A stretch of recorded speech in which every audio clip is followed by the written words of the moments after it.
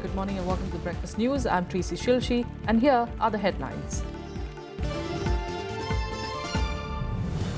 Prime Minister reviews demonetization decision with cabinet colleagues, discusses ways for fast-tracking digitization, asserts cleaning the system of black money is high on agenda.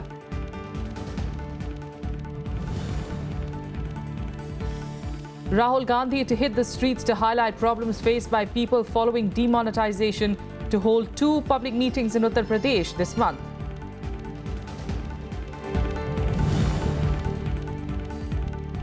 Rajya Sabha passes the Rights of Persons with Disabilities Bill 2014. Amended bill increases reservation for them in public sector jobs, education institutions, besides imposing penalties for discrimination.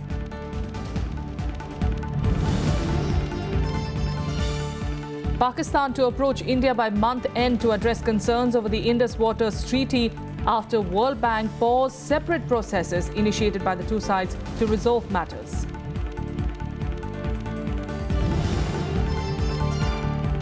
And Syrian rebels say the deal to evacuate the last rebel-held parts of eastern Aleppo is back on after collapsing. Evacuations to take place today.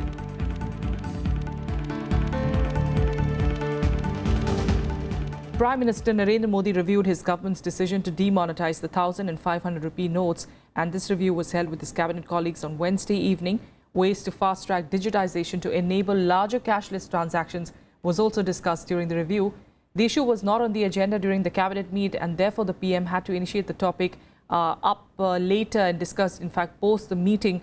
The government's deadline of 30 December is fast approaching, and several issues remain with regard to availability of new currency. The government wants to expand the scope of digital payment modes so that they can be accepted at more places like metro stations and petrol pumps. A 3-member committee of secretaries is already in place to study ways of transitioning India into a cashless economy. And Prime Minister Modi has said that cleaning the system of black money and corruption is presently high on his agenda. He said this while speaking after jointly inaugurating via video conferencing the Economic Times Asian Business Leaders Conclave in Kuala Lumpur, along with Malaysian Prime Minister Najib Razak. The Prime Minister said that India is moving towards a digital and cashless economy and is currently witnessing an economic transformation. Expressing happiness that the GST bill has been passed, he said it is expected to be implemented from next year. Presently, cleaning the system from black money and corruption is very, very high on my agenda. This goes closely after digitization and introduction of GST. Meanwhile, a united opposition came down heavily on the NDA government, accusing it of not allowing the debate on demonetization to take place in the lower house. Congress Vice President Rahul Gandhi alleged that he has detailed information about personal corruption by Prime Minister Modi. The government, however, refuted the allegations. Even though Rahul Gandhi will now hit the streets to highlight people's problems post the decision. On the Prime Minister that is going to explode his balloon, and I am not being allowed to speak in the House. So I would request the government to allow the entire opposition to speak in the House, because he owes this country an explanation. And he cannot keep running away from the House. He cannot keep running away to pop concerts, to public meetings. Flanked by leaders of other opposition parties, Congress Vice President Rahul Gandhi came down all guns blazing against Prime Minister on Wednesday. His allegations of corruption against the Prime Minister were supported by leaders from the TMC, NCP and the Left Front, who accused the government of not allowing demonetization debate to take place in the House. Parliamentary democratic system is now going under threat. Only to resist that Rahul Gandhi will not be allowed to speak, and for which whole ruling party is opposing to run the House smoothly. The 16 parties has come together against this demonetization. See that the Prime Minister is accountable to this Parliament.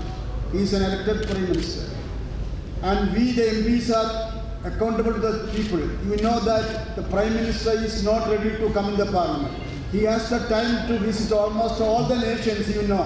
सरकार की तरफ से ये प्रयास हो रहा है, ये साजिश हो रही है कि किसी तरह हाउस नहीं चलना चाहिए और नोटबंदी को लेकर जो विपक्ष एक बार यूनाइटेड होकर ही एकजुट होकर जो सारी चीज़ों को सामने रखना चाहता है, देश के सामने रखना चाहता है, लोकसभा के माध्यम से उसको रखने नहीं दिया जा रहा है. The government, however, refuted the allegations and blamed the opposition for the deadlock inside Parliament. Till today, he was not ready. He was not ready to face the Parliament. He was not ready to speak. And he was not ready to make any earth-shattering revelations. Now, under the desperation and frustration, he is making such false and baseless charges. ये पार्टियां अब किस मुंह से खड़े हैं लोगों के सामने? एआईसीसी का क्या दबदबा था पहले? एआईसीसी का क्या नाम था, क्या इज्जत थी? आज ये काले धन को सफेद करने वाली एजेंसी बन गई. All India currency conduit. The combative Congress Vice President held a meeting of senior party leaders on Wednesday evening. The party announced that Rahul Gandhi will hit the streets over the issue of demonetization to share the pain and anguish of the people affected by it. He's scheduled to address 2 public meetings in Uttar Pradesh later this month. Rahul ji in days to come will be travelling across the country. He will be reflecting the pain and anguish of the people. Congress members of parliament, Congress leaders, including Congress Vice President, will be reflecting that pain, will be persuading the government, will force the government to ensure that situation returns to normalcy and people no longer die in bank lines and are not truly made cashless. Both the government and the opposition parties are locked in a stalemate since the beginning of the winter session of Parliament on demonetization. It has led to repeated adjournments in both houses, leading to very little work being transacted in the session so far. Vishal Dahiya's report for Rajya Sabha TV. Meanwhile, people can use the old 500 rupee notes for paying utility bills or buying medicines till tonight in midnight, as government has decided not to extend exemptions beyond 15th of December. At the same time, mobile recharge facilities with old 500 rupee notes will not be available as well. However, people can deposit old defunct 500 rupee notes in their bank accounts. The government has already withdrawn some of the relaxations like booking railways or plane tickets and payment at petrol pumps and toll plaza by using the old 500 rupee notes. The Income Tax Department has warned taxpayers that they will have to face penal action if they try to misuse the provision of revised IT returns. The CBDT said that post-demonetization, some taxpayers may misuse this provision to revise the return filed by them for the earlier assessment year for manipulating income with an intention of showing the current year's undisclosed earnings in the earlier filing. It said if the department finds any manipulation in income of previous year's income tax return, it will conduct scrutiny.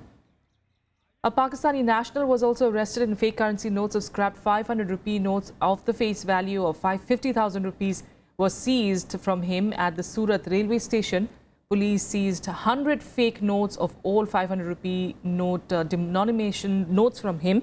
He has been handed over to the railway police for further investigation.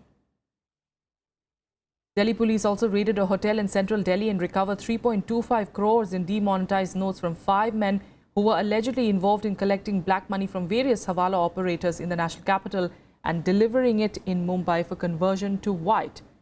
In Pune as well, police seized 67 lakh rupees in cash, of which 62 lakhs were in the new 2,000 rupee denomination notes from 5 people travelling in a car in the wee hours. According to officials, 3,110 notes worth 62.20 lakh rupees and 4,800 notes worth 4.80 lakhs were seized. Rajya Sabha passed the Right of Persons with Disabilities Bill 2014 with many amendments on Wednesday. The bill seeks to increase the categories of disabilities from the existing 7 to 21 to enable differently abled people to avail more facilities under various schemes. With over 2.68 crores or 2.21% of the population, the bill is expected to empower the differently abled. Question is that the bill as amended be passed. Those in favor, please say aye. Aye. Those against, please say no. I think the ayes have it, the ayes have it, the ayes have it. The bill as amended is passed. After days of stalemate on the demonetization issue, the upper house finally passed the first bill in the winter session of Parliament. The House unanimously decided to take up the Rights of Persons with Disabilities Bill 2014 during 0 hour. The bill complies with the UN Convention on Rights of Persons with Disabilities. इस विधेयक के माध्यम से हम निशक्तजन व्यक्ति अधिकार को और ज़्यादा अधिकार देने जा रहे हैं। अभी तक निशक्तजनों की 7 श्रेणियां हैं। इस विधेयक के पारित होने के बाद 21 श्रेणियां हो जाएगी और नाम नहीं शारीरिक, मानसिक, बौद्धिक, आर्थिक दृष्टि से विकास के इसमें अनेक उपाय किए गए हैं। The bill seeks to increase reservation for disabled persons in public sector jobs from the existing 3% to 4% and reserve seats in higher education institutions. The amended version also recognizes disabilities due to acid attacks and Parkinson's disease. Persons with at least 40% disability are eligible for reservation in education and employment and preference in government schemes. It also provides for imprisonment for at least 6 months or up to 2 years, along with a fine ranging between 10,000 rupees and 5 lakh rupees for discriminating against differently abled persons. Members across political spectrum lent support to the bill and urged the government to fill all vacancies for persons with disabilities and sensitize the public towards differently abled. By passing it, we are not only fulfilling an international obligation, we are fulfilling an obligation to crores of citizens of our own country. A very modest estimate is that 5% of people in India suffer from some form of disability. Disable की परिभाषा को और सरल कर दीजिए। Number 2, disable को जो certificate बनवाना पड़ता है वो सीएमओ पास जाएगा, तमाम जगह जो सर्टिफिकेट बनवाने जाएगा, उस चीज़ को भी आप देख लीजिए, उसमें बड़ी परेशानी उसको होती है। इनके साथ मैं व्यक्तिगत रूप से पिछले 30 वर्षों से जुड़ा रहा हूं, इसलिए मैं ये कह सकता हूं कि इनको डिसेबल कहना भी ठीक नहीं है। ये डिफरेंटली एबल लोग हैं, इनके अंदर कैपेबिलिटी वो है जो हमारे अंदर नहीं है, इसलिए they should be called differently able. Even though it is generally the conditions of the bills are good, there are in many places government has brought in amendments which will curtail the rights of the disabled. That is my fear. The reservation here is 4%, is given for these people, has been given at 4%. Sir, I would request you to make sure that none of these vacancies are left unfulfilled. In September 2014, the bill was referred to the Standing Committee on Social Justice and Empowerment. Of the 82 suggestions, 59 were incorporated. The bill will now go to Lok Sabha and once cleared, will replace the Persons with Disabilities, Equal Opportunities, Protection of Rights and Full Participation Act 1995. Kriti Mishra, Rajya Sabha TV. The upper house also saw frequent disruptions yesterday over allegations of corruption against Minister of State for Home Kiren Rijiju. Opposition protests led to the adjournment of proceedings in the upper house. As soon as the upper house cleared the Rights of Persons with Disabilities Bill 2014, Congress MP Anand Sharma raised the issue of corruption allegations against MOS Home Affairs Kiren Rijiju. However, the deputy chairman disallowed it, saying that rules had not been followed for raising the matter in the house. I have given the notice, sir. Please, sir. I have referred. No, I am not making any allegation. I am referring to the CVO report, which has pointed out that there has been abuse of office. That you cannot raise now. And the CBI you give notice and give. Twice. You give notice and give, other you cannot. No. Allegation without prior intimation to the chair cannot be allowed. Amidst the din, leader of the house, Arun Jaitley, refuted the allegations against his cabinet colleague. Kind of hit and run politics can't do. Let him raise the issue and let him wait for my reply on the issue. We've examined every fact. The allegation made by the Congress party is totally false and fabricated. There is no allegation whatsoever. I'm willing to, I dare you for a debate on this. See, an MP just forwarding a representation. This is the allegation. The opposition, though, continued its protests, leading to adjournment of the proceedings for the day. Vishal Dahiya, Rajya Sabha TV, Delhi. Well, the BJP, in fact, is planning to bring up the Augusta Westland case in both the houses today. So definitely sparks are going to be flying as well on that issue. We'll keep an eye out for developments in Parliament. Meanwhile, let's take a look at what's scheduled to take place in the day ahead. Supreme Court will hear Haryana's plea for the construction of the Satluj-Yamuna link canal. In its last hearing, the Apex Court is directed to maintain status quo in the matter and also issued notice to the Punjab government. The Apex Court also sought a report from the centre, Punjab and Haryana government. Supreme Court also to hear the Vijay Mallya bank loan case today. The consortium of 17 banks, including the SBI, has approached the Apex Court seeking its intervention in bringing back Mallya to India and also repayment of almost 9,000 crore rupees of money which the beleaguered businessman had taken.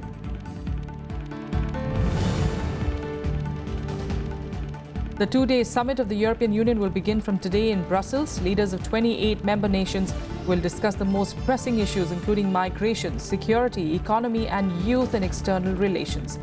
The summit also aims to set out how the Brexit process will be handled by the European Union once the UK has notified.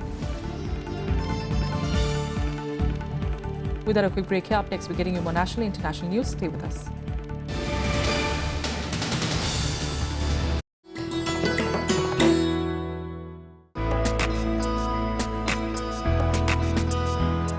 Gyan Chopper is the ancient version of Indian snakes and ladders.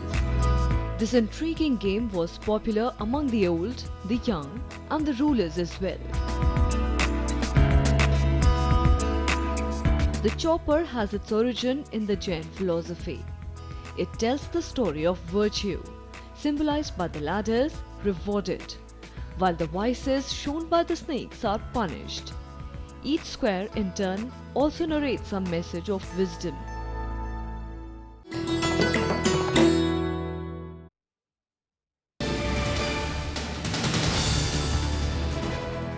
Welcome back. Let's continue getting you more national news. And the Union Cabinet on Wednesday approved the proposal, in fact, of Ministry of Shipping to replace the Major Ports Trust Act of 1963 by the Major Port Authorities Bill 2016. It will help major ports to perform with greater efficiency as they will get full autonomy in decision making. The bill is aimed at orienting the government model in central ports to landlord port model in line with the successful global practice. The Cabinet also gave its approval for signing of revised air services agreement between India and Nigeria. Approval to protocol amending the agreement between India and Tajikistan for avoidance of double taxation. The protocol will enable sharing of information exchange under the double taxation avoidance agreement with other law enforcement agencies for non-tax purposes.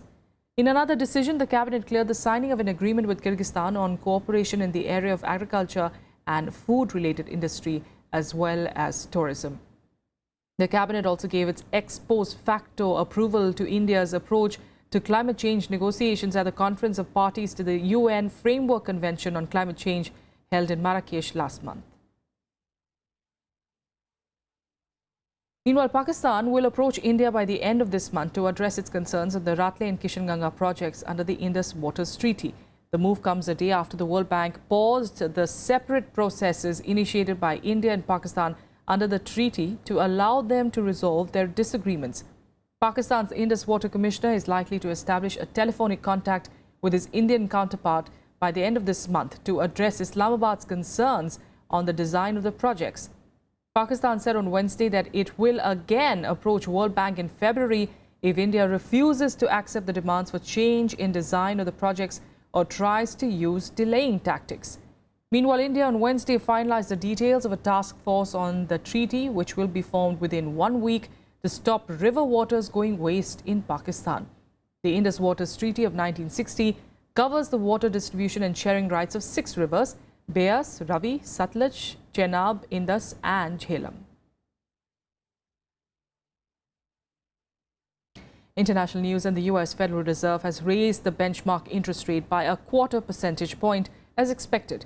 The rise has been citing an improving economy with a month to go before President-elect Donald Trump takes office. The policy-setting Federal Open Market Committee voted unanimously to increase the key federal funds rate to a range of 0.5 to 0.75%, but repeated that it expects the world's biggest economy to require only a gradual increase going forward. The rate increase from the previous range of 0.25 to 0.5% is the first hike since December 2015 and only the second in a decade. Today, the Federal Open Market Committee decided to raise the target range for the federal funds rate by 1/4 percentage point, bringing it to 1/2 to 3/4%. In doing so, my colleagues and I are recognizing the considerable progress the economy has made toward our dual objectives of maximum employment and price stability. Now to Syria, we're equating the ongoing Aleppo infighting to almost committing a war crime. The UN has expressed anguish over the continuous raids by the Syrian government and its allies. However, airstrikes resumed over rebel-held territory where at least 50,000 civilians and many rebel fighters await their evacuation hours after the fallout of the first agreement. The rebels, however, say that the deal is now back on. A ceasefire agreement to allow civilians and rebel fighters to leave besieged eastern Aleppo is back on after a collapsed truce. Evacuations are expected to take place in the early hours today. Надеюсь, что за 2-3 дня окончательно решится ситуация в Восточном Алеппо, где нами созданы гуманитарные коридоры, по которым десятки тысяч мирных жителей уходят оттуда, уже вышли оттуда. US Secretary of State John Kerry called his Russian, Turkish and Qatari counterparts, stressing the need to continue seeking a ceasefire for the besieged city and the resumption of political talks to end the war. In all of these conversations, the Secretary has stressed the need to continue to try to stop the bloodshed and the violence through a meaningful ceasefire. He also continued to stress the desperate need for humanitarian aid to get in and for the establishment of humanitarian corridors for people to get out and to be able to get out safely. With the new deal in place, it aims to allow simultaneous evacuation of 2 villages besieged by rebels in northwestern Syria. However, hours after the first agreement, brokered mainly by Russia and Turkey, collapsed, airstrikes resumed over rebel-held territory, where at least 50,000 civilians remain. The UN said raids by the Syrian government and its allies on an area packed with civilians most likely violated international law.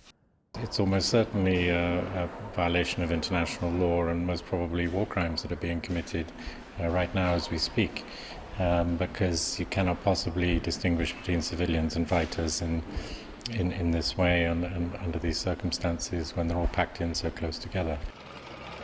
Eastern Aleppo has been held by rebels since 2012. But a major government offensive backed by Russian air power in recent months has almost driven the rebels out. A complete control over Aleppo will be the biggest victory for Syrian forces since the upheaval to overthrow President Bashar al-Assad began in 2011. Bureau Report, Rajya Sabha TV. Search engine Yahoo has revealed that a newly discovered cyber data breach affected more than 1 billion users in August 2013, making it the largest breach in history. The company said it learned of the breach from law enforcement this week, but was unable to determine how the data from 1 billion accounts was stolen. The stolen user account information may have included names, email addresses, telephone numbers, dates of birth, passwords, and encrypted or unencrypted security questions and answers.